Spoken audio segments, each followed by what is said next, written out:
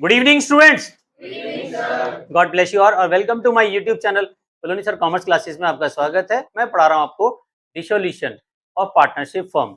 इसके दो पार्ट्स मेरे यूट्यूब पे अपलोड हैं और आज तीसरा पार्ट इंपॉर्टेंट है और वन बाय वन देखें स्टार्टिंग से।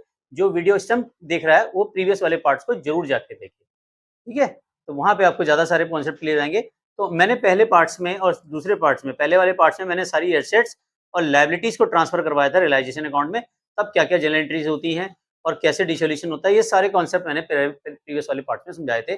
सेकंड पार्ट में मैंने वर्कमैन कंपनसेशन के बारे में सारे केसेस समझाए और आज जो मैं समझा रहा हूँ, अब ये मान लो कि वसूली भाई जो हमारा रियलाइजेशन अकाउंट है, सारी एसेट ट्रांसफर हो चुकी हैं, सारी लायबिलिटीज उसमें ट्रांसफर हो चुकी हैं। अब क्या करेगा वसूली भाई? सबसे पहली बात देखो, सारा जो जो अकाउंट है रियलाइजेशन अकाउंट क्या करेगा, सारी एसेट्स को बेचना शुरू करेगा। भाई लायबिलिटी का पेमेंट कहाँ से करोगे? जब तक एसेट्स बिकेंगे नहीं तब तक लायबिलिटी का पेमेंट होगा नहीं, ठीक है ना।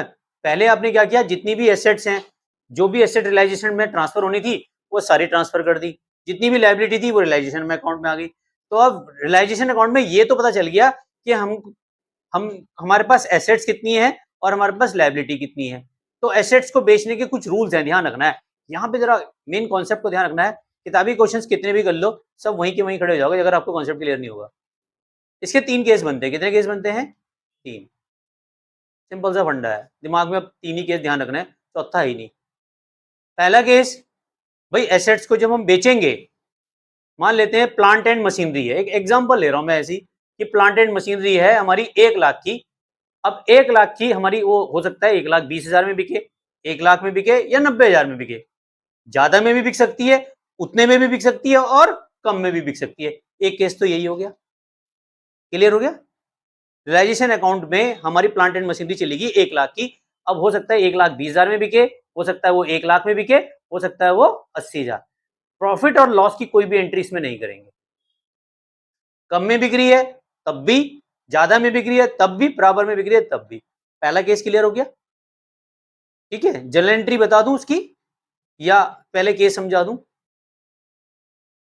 केस समझा दूं? थोड़ा तेज बोलो तो यहां तक आएगा, नहीं तो गुनगुन कर रहे हो, ऐसा लग रहा है कि मैं अपने से ही बातें कर रहा हूँ। थोड़ा तेज बोलो तो समझ में आएगा। पहला केस क्लियर हुआ? केस क्लियर हो गया? तो जब हम एसेट्स को बेचेंगे पैसा आएगा या जाएगा? पक्का? मान लो पैसा आएगा। तो यह सिंपल सा फंडा, दिमाग क्यों लगा रहे हो? और सारी की सारी एसेट्स किसके पास है? वसूली भाई के पास। और वसूली भाई का नाम क्या है? रियलाइजेशन, ठीक है ना। तो हम एसेट्स को सेल कर रहे हैं। तो व्हेन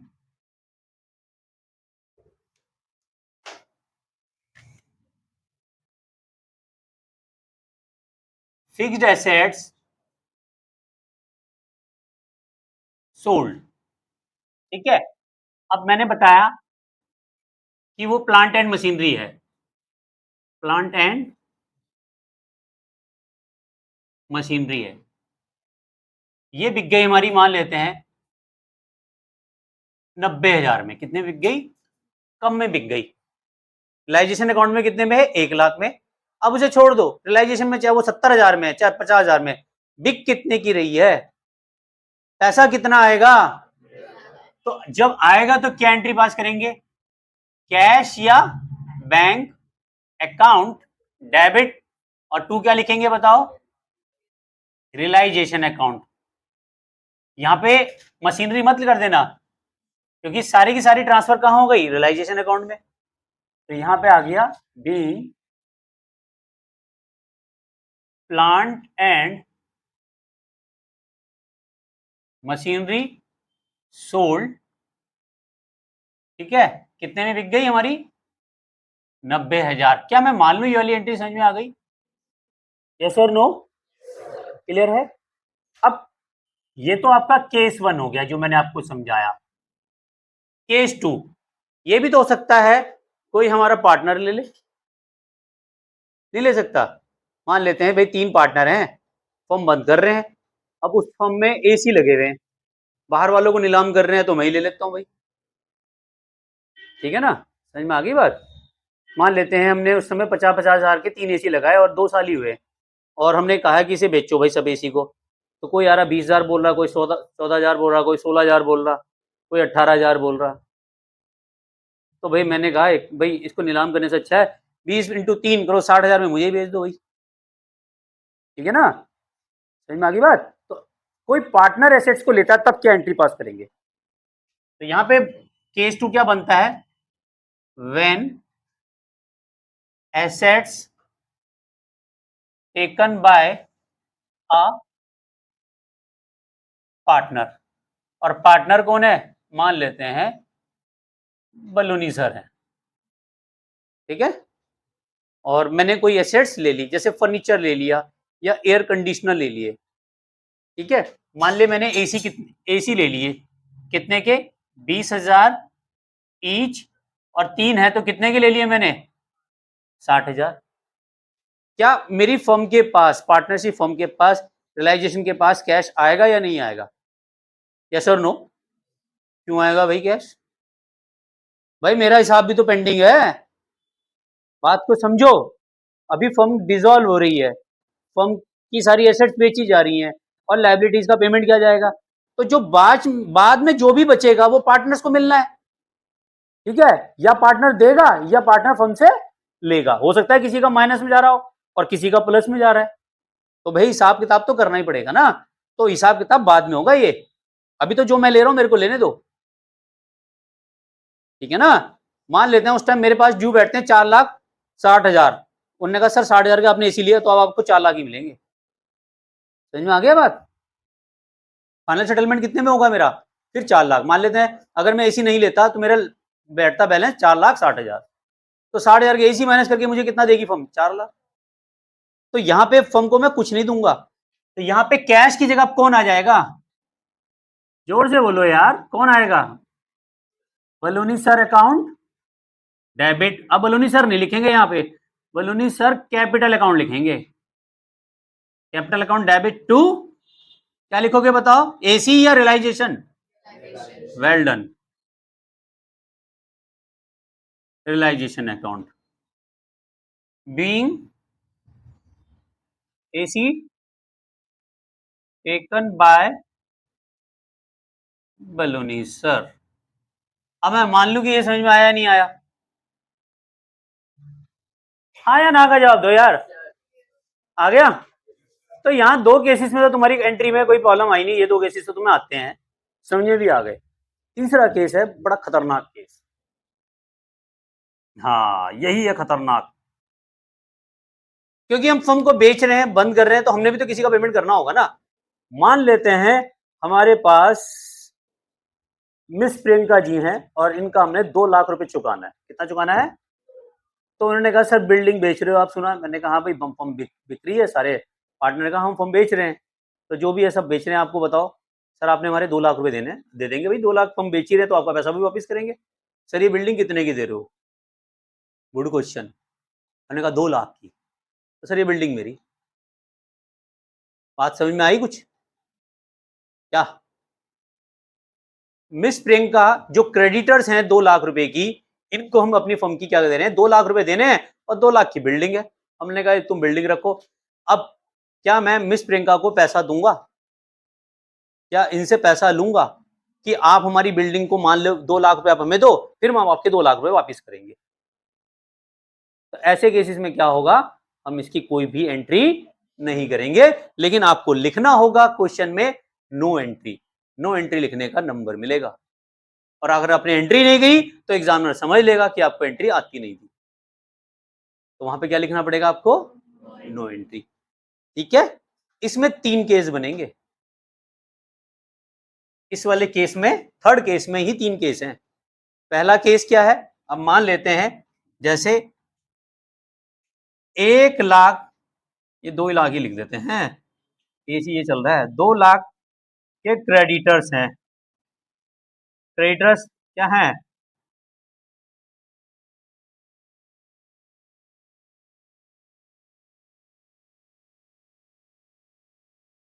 प्रियंका जी, क्रेडिटर्स का नाम है प्रियंका जी, ठीक है। 2 लाख के क्रेडिटर्स हैं, ये ले रही हैं taken building in her claim,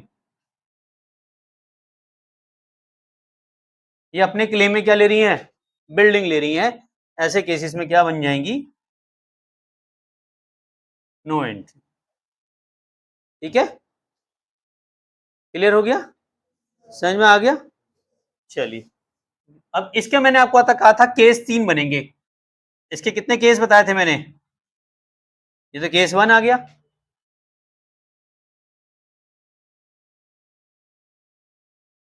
case 2, ठीक है। एक क्रेडिटर्स हैं, एक का नाम और ले लेते हैं, मनप्रीत जी का। एक क्रेडिटर्स है इनका नाम है मनप्रीत,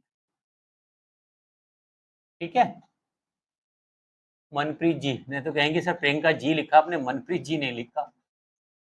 रुपीज 40,000,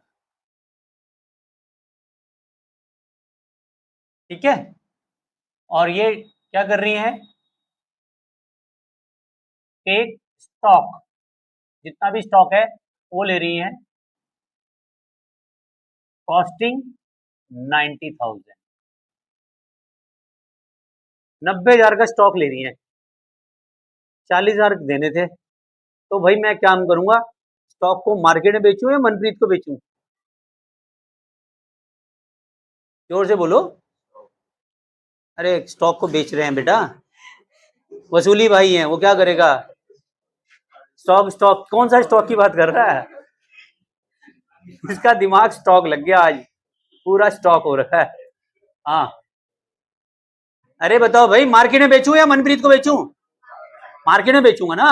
मनप्रीत तो कह रही है मैं 40 दूंगी, 40 तो मैं देता नहीं, 90,000 का स्टॉक है भाई, कर अगर रो पड़ के भी बेचूंगा तो भी 80,000 का बिक जाएगा। तो भाई मनप्रीत को मैंने कहा ये 90,000 का स्टॉक है, आपका आपका हिसाब बैठ रहा है 40, तो बाकी के क्या लूंगा? 50,000 लूंगा, या पहले 90 लूंगा फिर 40 दूंगा? सीधा फंडा है ना। तो भैया 40,000 का तो मामला खत्म, खत्म, फिनिश, कोई एंट्री नहीं करेंगे। यानी कि 40,000 से 90 में से मैं क्या करूंगा, 40 माइनस करूंगा, इसकी तो नो एंट्री हो जाएगी। लेकिन जो बचे हुए 50,000 हैं, इसकी एंट्री करूंगा मैं पास, और ये कैश रिसीव होगा, तो एंट्री क्या बन जाएगी? Cash account debit to realization account. क्या मैं मान लू, समझ में आया? चलिए केस 3, ऐसा भी तो हो सकता है, केस 3 का एक केस पकड़ लेते हैं, हमारे एक सी बीच में जोशी जी भी आ गए हैं, एक क्रेडिटर्स और भी हैं, जोशी जी। ये क्रेडिटर्स हैं, मान लेते हैं 50,000 के, ठीक है। इन्होंने लिया कंप्यूटर,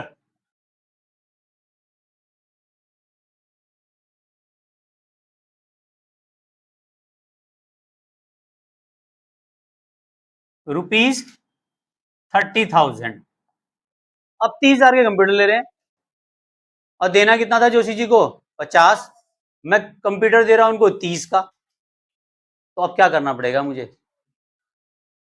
कितने देने हैं मुझे जोशी जी को? और 20,000 और देने हैं। इसका मतलब इसकी तो एंट्री करूंगा नहीं, तो बचे हुए 20,000 से मैं एंट्री पास करूंगा, और एंट्री क्या पास करूंगा? Realization account debit to cash account. समझ में आया कितने से? अब आपको बताओ, तीनों केस समझ में आए नहीं आए, या इन तीनों केसेस में कोई डिफरेंस नजर आया? 2 लाख के क्रेडिटर थे, 2 लाख की बिल्डिंग ली, खत्म मामला। 40,000 के क्रेडिटर थे, 90,000 का था, बाकी बचा हुआ पैसा देगा। जहां कम था वहां पे और देना है, जहां ज्यादा है वहां लेना है, जहां बराबर है वहां कुछ नहीं करना है। समझ में आ गया? एक केस इनके अलावा कई बार क्वेश्चन में घुमा दिया जाता है, उसके आगे लिख दिया जाता है फुल सेटलमेंट। क्या लिखा जाता है? मान लेते हैं एक क्रेडिटर्स हैं 50,000 के, कितने के हैं क्रेडिटर्स? 50,000 के हैं, और हमारे इन्वेस्टमेंट की वैल्यू है 45,000। कितने हैं? 45,000। और वो इन्वेस्टमेंट ले रहा है हमारा, लेकिन लिख दिया फुल सेटलमेंट हिज क्लेम। क्या लिख दिया जाए? Full settlement his claim. ऐसे केसेस में हमें रेस्ट ऑफ अमाउंट पे नहीं करनी, नो एंट्री हो जाएगी। 50,000 के क्रेडिटर को हम इन्वेस्टमेंट कितने दे रहे हैं? 45,000 के। और फुल सेटलमेंट कर दिया, अब कोई एंट्री नहीं करेंगे इसकी भी। समझ में आया? लिखूं या आ गया समझ में? आ गया? समझ में आ गया? तो ऐसे केसेस में एंट्री पास नहीं होने की, बस ये ध्यान रखना है, फुल सेटलमेंट का मतलब है, आगे कोई नहीं। अगर मान लेते 55,000 के इन्वेस्टमेंट है और क्रेडिटर्स ही 50,000 के हैं और फुल सेटलमेंट लिखा है, तब भी कोई एंट्री नहीं करेंगे भाई। जब कम की नहीं कर रहे तो ज्यादा की क्यों करेंगे? समझ में आ गया? बेस समझ में आया? दोबारा समझाऊं? क्रेडिटर्स कितने के हैं? 50 और इन्वेस्टमेंट की वैल्यू 45, कोई एंट्री नहीं। इन्वेस्टमेंट की वैल्यू 55, तब भी कोई एंट्री नहीं। इन्वेस्टमेंट वैल्यू 70,000 और फुल सेटलमेंट लिख दिया गया है, कोई एंट्री नहीं। समझ में आया? अब क्रेडिटर मान ले 50 के हैं और इन्वेस्टमेंट की वैल्यू 1 लाख और उसके आगे लिख दिया फुल सेटलमेंट, अब क्या करोगे? कोई एंट्री नहीं करेंगे, अगर चाहे इन्वेस्टमेंट की वैल्यू 5 लाख क्यों ना हो। फुल सेटलमेंट क्यों लिख दिया? फुल सेटलमेंट का मतलब है ना कोई हिसाब लिया जाएगा ना कोई हिसाब दिया जाएगा। ऐसे केसेस में आपकी मनपसंद एंट्री की जाएगी, वो है नो एंट्री। और लिखने के नंबर हैं, लिखना पड़ेगा नो एंट्री, नहीं तो नंबर नहीं मिलेंगे। तो अब आपको एसेट्स का समझ में आ गया सारा? एसेट्स के सारे केस समझ में आ गए? वसूली भाई सारी एसेट्स को बेच रहा है, ठीक है। अब एसेट्स का इन 3 केसेस के अलावा, ये 3 केसेस तो मैंने बता दिए, ये 3 केसेस में सबसे ज्यादा एंट्री आती है क्रेडिटर्स वाली, जो मैं आने वाली टॉपिक्स पे मैं आपको क्लियर करूंगा और उसमें सारे केसेस कराऊंगा। फिलहाल तो ये बेसिक समझा दिया मैंने। अब एसेट्स के अलावा एक केस और आता है, जैसे गुडविल का नाम सुना होगा आपने। क्या सुना है? गुडविल। तो गुडविल के एक चीज का ध्यान रखना है, गुडविल यहाँ नॉर्मल एसेट्स है, जैसे स्टॉक, बिल्डिंग, प्लांट, मशीनरी के लिए ट्रीटमेंट कर रहे हो ना, सेम गुडविल। गुडविल बिक रही है तो ठीक, नहीं बिक रही है तो nothing value realize, nothing to be realize, ठीक है। मान लेते हैं गुडविल हमारी 50,000 की है और हमने रियलाइजेशन अकाउंट में ट्रांसफर कर दी और उसके बारे में कोई भी इंफॉर्मेशन हमें दी नहीं है क्वेश्चन में, तो हम मान लेंगे कि गुडविल से कोई भी वैल्यू रियलाइज नहीं हुई है, नील बटा सन्नाटा, कुछ नहीं मिला उससे, नथिंग टू बी रियलाइज, क्योंकि इसके बारे में कोई भी इंफॉर्मेशन हमें नहीं दी गई है, ठीक है। लेकिन उसके साथ अगर हमें बिल्डिंग दे रखी है 5 लाख की और उसके बारे में कोई भी इंफॉर्मेशन नहीं है, तो बिल्डिंग 5 लाख की बिक गई, as it is book value पे भेज देना उसे। समझ में आ गया? पर जो हमारी गुडविल क्या होती है, ये इंटेंजिबल एसेट्स होती है, ये कई बार होता है कि नहीं बिकती क्योंकि लॉसेस होते हैं कंपनी के, इस वजह से ये बिकती नहीं है, ठीक है। तो ये हो सकता है वैल्यू रियलाइज नहीं हुई। तो आई होप इतना समझ में आ गया होगा। और ऑनलाइन भी आपको भी अगर कहीं प्रॉब्लम्स आती है तो बेटा यहाँ देखिए, स्क्रीनशॉट जरूर ले लीजिए इसका। और चैनल पे फर्स्ट टाइम आए तो बेटा सब्सक्राइब करना ना भूलें, बेल आइकन को प्रेस जरूर कीजिए। रात को 9 बजे एक वीडियो जरूर मिलेगी। और आप मुझे इंस्टाग्राम पे भी फॉलो कर सकते हैं, वहां पर अपनी प्रॉब्लम्स को डीएम करें, जल्दी उनकी एक वीडियो बना के मैं अपलोड कराऊंगा। और thank you very much channel को लाइक सब्सक्राइब करने के लिए। तब तक मिलते हैं नेक्स्ट वीडियो में, तब तक के लिए love you all, Vande Mataram, जय भारत।